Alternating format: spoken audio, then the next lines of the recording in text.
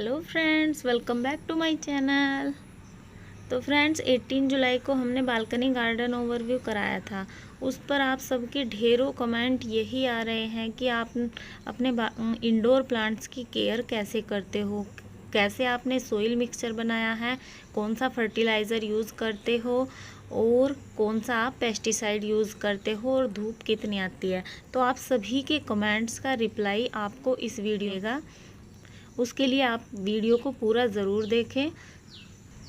सबसे पहले तो हम आप सबको थैंक यू बोलना चाहते हैं, आप सबको दिल से थैंक यू। हमारा बालकनी गार्डन आप सब ने इतना पसंद किया और गीता एंड राजीव जी का इतना बड़ा चैनल है और उन्होंने भी हमसे कमेंट करके पूछा है।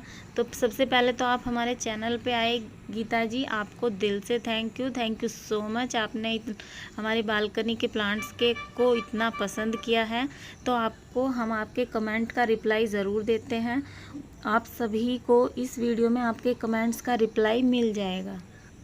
वंदना जी हैं और साक्षी जी हैं, उर्मिला जी हैं, श्वेता जी हैं और अब्बू साबिर जी हैं। इन सभी ने यही कमेंट्स लिखे हैं। अगर हम सभी के कमेंट्स आपको गिनाएंगे तो शायद से वीडियो बहुत लंबा हो जाएगा। लेकिन एक कमेंट है आकांक्षा जी का। आकांक्षा जी भी यही पूछ रही है आप कौन सा इंसेक्टिसाइड यूज़ करते हो और मार्केट का ऑर्गेनिक इंसेक्टिसाइड यूज़ कर सकते हैं क्या। तो हम बता दें आपको, हम अपने प्लांट्स पर कोई भी केमिकल यूज़ नहीं करते हैं। इन्हें कविता जी ने रिप्लाई दिया है कि अगर वेजिटेबल्स प्लांट नहीं है तो आप केमिकल पेस्टिसाइड यूज़ कर लें। तो हम अपने प्लांट्स पर केमिकल वाला कोई भी फर्टिलाइज़र यूज़ नहीं करते हैं बिल्कुल भी, क्योंकि केमिकल वाले फर्टिलाइज़र से होता क्या है, उससे पत्तियां पीली होने लग जाती हैं और गिरने लग जाती हैं। तो हम कभी भी पेस्टिसाइड के लिए तो हम बिल्कुल आपको केमिकल वाला फर्टिलाइज़र बिल्कुल नहीं बताएंगे, क्योंकि हम यूज़ नहीं करते हैं। हम अपने प्लांट्स पर सबसे पहले आपको बताते हैं सोइल के बारे में। तो सोइल हम कैसे तैयार करते हैं। तो सोइल जब हम लेकर आते हैं हमें पता चल जाता है हमारी मिट्टी मतलब चिकनी है या फिर रेतली है। अगर आपकी मिट्टी चिकनी होती है तो वो बहुत येलो से कलर की होती है, मतलब पीली पीली सी और जमी जमी सी मिट्टी रहती है, उसका हमें पता चल जाता है। अगर आपकी मिट्टी जमी हुई है, पीले रंग की है, तो आप उसमें रेत मिलाइए, तभी आपकी वेल ड्रेन सोइल बनती है। और अगर आपकी मिट्टी खिली हुई है, बिल्कुल जमती नहीं है, तो आपको उसमें रेत मिलाने की ज़रूरत नहीं है। तो हमारे यहाँ की मिट्टी बहुत खिली खिली सी होती है, हम उसमें रेत नहीं मिलाते हैं। हम एक हिस्सा हम मिट्टी लेते हैं और एक हिस्सा गोबर की खाद लेते हैं और सबसे ज़्यादा हम यूज़ करते हैं अपना किचन वेस्ट। जैसे ही कोई भी प्लांट लगाते हैं तो हम उसमें नीचे की साइड, जैसे हमारे किचन से केले के छिलके हो गए, आलू के छिलके हो गए, मटर के छिलके हो गए, ये सब हम इकट्ठा करके रखते हैं। और कोई भी प्लांट लगाते हैं तो उसमें नीचे की साइड मिट्टी डालने से पहले हम उसे डाल देते हैं। एक हिस्सा आप हमारी मिट्टी हो गई, एक हिस्सा हमारा गोबर की खाद हो गया। गोबर की खाद आप जब भी ले बहुत अच्छे से डीकम्पोज होनी चाहिए। डीकम्पोज बिल्कुल मिट्टी की तरह गोबर की खाद आपकी दिखनी चाहिए। गीली गोबर की खाद आपको कभी यूज़ नहीं करनी है। और एक हिस्सा उसमें हमारा वर्मी कंपोस्ट हो गया। मैं सबसे ज़्यादा वर्मी कंपोस्ट बहुत ज़्यादा यूज़ करती हूँ। एक तो वो प्लांट्स के लिए ठंडा होता है, बिल्कुल प्लांट्स को कोई उसमें मतलब ख़राब नहीं होते हैं प्लांट्स वर्मी कंपोस्ट से। तो ये 3 चीज़ मैं बहुत ज़्यादा यूज़ करती हूँ, मिट्टी, गोबर की खाद और वर्मी कंपोस्ट। सिर्फ इन्हीं 3 चीज़ों से मैं अपनी मिट्टी सोइल मिक्सर तैयार करती हूँ। सेकंड बात, हमारी बालकनी में धूप कितनी आती है। हमारे इंडोर प्लांट ऐसे होते हैं जो कि कोई क्या करते हैं कि इंडोर प्लांट्स को ये समझते हैं कि बिल्कुल आप अंदर रख दो। तो इंडोर प्लांट्स का मतलब ये बिल्कुल भी नहीं है कि आप उन्हें बिल्कुल अंदर रख दो। इंडोर प्लांट्स को भी धूप ज़रूर चाहिए होती है। अगर आप ज़्यादा धूप नहीं दे सकते तो सिर्फ आधा और 1 घंटा की धूप आपके इंडोर प्लांट्स को मिले, ऐसी जगह पर भी आप रख सकते हो। मेरी बालकनी में सुबह सुबह में 2 से ढाई घंटे की धूप आ जाती है, उससे ज़्यादा यहाँ पर धूप नहीं आती है। सिर्फ पूरा दिन की इन प्लांट्स पर गर्माई पड़ती है और ज़्यादा धूप मतलब नहीं आती है। सुबह सुबह की यहाँ पर मॉर्निंग सनलाइट आती है। इसके बाद मैं खाद कौन सी डालती हूँ, कैसे डालती हूँ, तो एक सितंबर में और मार्च में, ये 2 मंथ हैं जिसमें मैं बहुत अच्छे से अपने प्लांट्स में गुड़ाई करके और बड़े मतलब बहुत सारी अच्छी सूखी खाद डालती हूँ, वो चाहे या वर्मी कंपोस्ट हो या फिर गोबर की खाद हो। सितंबर में और मार्च में, इन 2 मंथ में मैं डालती हूँ सूखी खाद भर भर के अच्छी। और उसके बाद हर 20 दिन बाद मैंने रूटीन बना के रखा हुआ है, 20 डेज़ बाद बिल्कुल मुझे लिक्विड इनमें डालना ही डालना होता है। वो लिक्विड मैं किचन वेस्ट से भी बना लेती हूँ और सबसे सिंपल आपको बताती हूँ, गोबर की खाद पानी में घोल के सिर्फ वही आप अपने प्लांट्स में डालते रहिए, उसी से आपके प्लांट्स की ग्रोथ बहुत अच्छी रहती है। क्योंकि गोबर की खाद में नाइट्रोजन की मात्रा बहुत ज़्यादा होती है और हमारे जो इंडोर प्लांट्स होते हैं इन्हें ग्रीनरी के लिए सिर्फ नाइट्रोजन ही चाहिए होता है। तो आप नाइट्रोजन की खाद इनमें डालिए। गोबर की खाद को 20 दिन में एक बार पानी में घोल के आप डालते रहिए, उसी से आपके प्लांट ग्रीन भी रहेंगे और बहुत अच्छे से हेल्थी भी रहेंगे, बिल्कुल ख़राब नहीं होंगे। केमिकल वाले प्लांट और कैप्सूल के लिए कमेंट आया था, मैं अपने प्लांट्स में कैप्सूल कभी यूज़ नहीं करती हूँ, मैंने आज तक यूज़ नहीं किया है। कैप्सूल तो मैंने आज तक लेके भी नहीं आई हूँ किसी प्लांट के लिए। केमिकल कम ही यूज़ करती हूँ क्योंकि मुझे पता है केमिकल से प्लांट जलते हैं, ख़राब होते हैं। फ्लावर वाले प्लांट में तो मैं एक बार को यूज़ कर भी लेती हूँ केमिकल फर्टिलाइज़र, लेकिन इंडोर प्लांट्स में तो बिल्कुल यूज़ नहीं करना है। इसके अलावा कभी कभी मैं NPK 19 या फिर 20, मेरे पास 19 वाला है, ये भी इस्तेमाल कर लेती हूँ। उसे मैं क्या करती हूँ, पानी में घोल के अपने प्लांट्स पर स्प्रे कर देती हूँ, उससे भी मुझे बहुत अच्छा रिज़ल्ट इन पर देखने को मिलता है।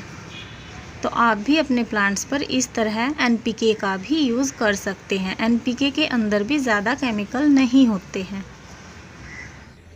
तो ये तो बात हो गई फर्टिलाइज़र की, धूप की, सनलाइट की। इसके अलावा पेस्टिसाइड आपको कौन सा यूज़ करना है, तो पेस्टिसाइड भी मैं बता रही हूँ आपको, केमिकल यूज़ नहीं करती हूँ बिल्कुल भी। मैं करती क्या हूँ, लहसुन की, वैसे तो मैंने इन प्लांट्स में देखा है इंडोर वाले प्लांट्स में ज़्यादा कीड़ा नहीं लगता है, इंसेक्ट पेस्ट वगैरह ज़्यादा इन पर नहीं लगता है, लेकिन कभी इन पर जो लगता है ब्लैक ब्लैक सा जाले टाइप सा लगने लग जाता है। वो ब्लैक सा होता है, बिल्कुल दिखाई नहीं देता है, तो वो इंडोर प्लांट्स में ज़्यादातर लगता है। उससे मैं क्या करती हूँ, मैं नीम के पत्ते लेती हूँ और लहसुन की 3 से 4 कलियाँ लेती हूँ। अगर आपके पास नीम के पत्ते नहीं हैं तो आप नीम ऑयल ले सकते हैं। नीम ऑयल और लहसुन की कलियाँ 3 से 4, इन दोनों को मैं गर्म पानी में अच्छे से उबाल के और इन अपने प्लांट्स पर स्प्रे कर देती हूँ। उससे हमारे प्लांट्स बिल्कुल हेल्थी रहते हैं और वो बिल्कुल ऑर्गेनिक फर्टिलाइज़र है। उस पर हमने वीडियो बनाया हुआ है, लिंक आपको डिस्क्रिप्शन में मिल जाएगा, कैसे आपको वो फर्टिलाइज़र बनाना है। इसके अलावा सबसे ज़्यादा जो ज़रूरी है, अब वीक में एक बार आपको अपने प्लांट्स पर पानी स्प्रे करना ही करना होता है। अगर आप अच्छे से सावर नहीं कर सकते हैं तो आपको करना क्या है, आप किसी बोतल में पानी ले लीजिए और स्प्रे से उससे अच्छे से स्प्रे करिए। उससे क्या होगा, जो लीव्स पे डस्ट होगी वो साफ़ हो जाती है और हमारी लीव्स शाइनिंग वाली होती हैं और अच्छे से बिल्कुल निखर के आती हैं। तो वीक में आप अपना रूटीन बना लीजिए, एक बार स्प्रे करके पानी आपको डालना ही डालना होता है। ऐसे देखिए, जैसे हम इन पर स्प्रे करके पानी डालते हैं तो कैसे लीव्स निखर के आती हैं। इससे मतलब लीव्स साफ़ हो जाती हैं और वो अच्छे से बिल्कुल सांस ले पाती हैं, जिससे उन्हें और ज़्यादा बढ़ने की एनर्जी मिलती है।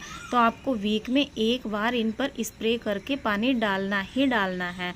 और जो पानी आप इनके स्प्रे के लिए लेंगे वो पानी आपको नॉर्मल पानी बिल्कुल नहीं लेना है।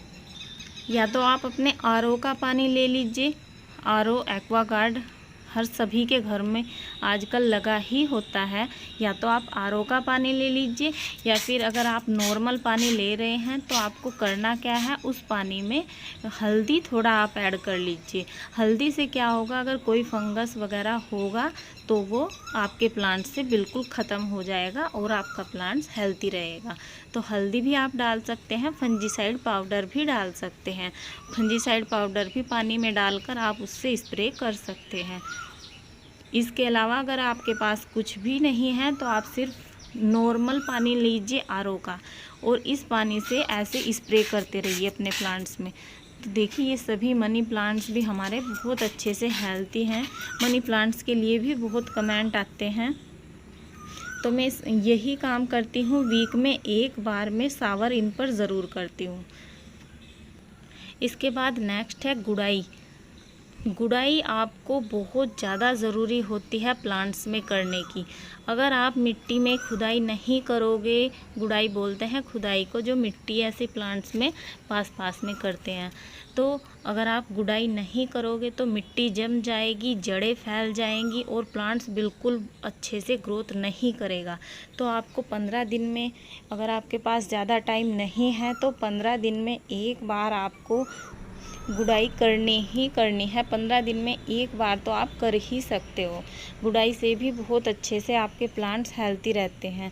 उससे जो एक्स्ट्रा जड़ें होती हैं वो हट जाती हैं और मिट्टी खिली खिली हो जाती है। तो आप 15 दिन में, वीक में जब भी कर सकते हैं, एक बार गुड़ाई ज़रूर करिए। और गीली मिट्टी में कभी आप गुड़ाई ना करें। हमेशा जब भी आप गुड़ाई करें तो सूखी मिट्टी में करें। उससे सूखी मिट्टी में करेंगे तो जड़ें नहीं टूटेंगी ज़्यादा और प्लांट भी ख़राब नहीं होगा। और कभी प्लांट की जड़ में आपको गुड़ाई नहीं करनी है, हमेशा साइड में हम गुड़ाई करते हैं। यहाँ साइड में करनी होती है। तो फ्रेंड्स, आई होप आपको आपके सभी कमेंट्स का रिप्लाई मिल गया है। धूप के लिए भी, फर्टिलाइज़र के लिए भी, पेस्टिसाइड के लिए भी और सोइल के लिए भी। और पानी सबसे ज़रूरी बात है। पानी आपको इंडोर प्लांट्स में कैसे डालना है। इंडोर प्लांट्स में हम अंदर में रखते हैं तो उन पर ज़्यादा धूप की वजह से पानी उन पर मतलब सूखता नहीं है पानी जल्दी से। तो आप पानी एक दिन छोड़ के, 2 दिन छोड़ के तब आप पानी डालिए। तब आपको लगे कि सोइल बिल्कुल ड्राई हो चुकी है, सूख चुकी है, तब आप उसमें पानी डालिए। अदरवाइज़ आपको बहुत ज़्यादा पानी डालने की बिल्कुल भी ज़रूरत नहीं है। रोज़ ज़्यादा भर के पानी डालते हैं, उससे क्या होता है, उससे क्या होगा, नीचे की साइड से ये ऐसे प्लांट जो होते हैं हमारे इंडोर वाले, नीचे की साइड से ये गलने लग जाते हैं और हमें नहीं पता चलता है। तो आपको तब लगे बिल्कुल सोइल ड्राई हो चुकी है, तब आपको उसमें पानी डालना है। ये देखिए हमारे पोट में, देखिए आप कितनी मतलब ड्राई है बिल्कुल मिट्टी। और अभी भी हम इसमें पानी नहीं डाल लेंगे क्योंकि अभी तो ऐसे ही बरसात का मौसम चल रहा है। तो फ्रेंड्स, आई होप आपको आपके सभी कमेंट्स का रिप्लाई मिल गया है। तो फ्रेंड्स, उम्मीद करते हैं आपको ये वीडियो पसंद आए, और पसंद आए तो प्लीज़ वीडियो को लाइक और शेयर ज़रूर करें आप। तो इस वीडियो में इतना ही। Thank you so much. Bye bye.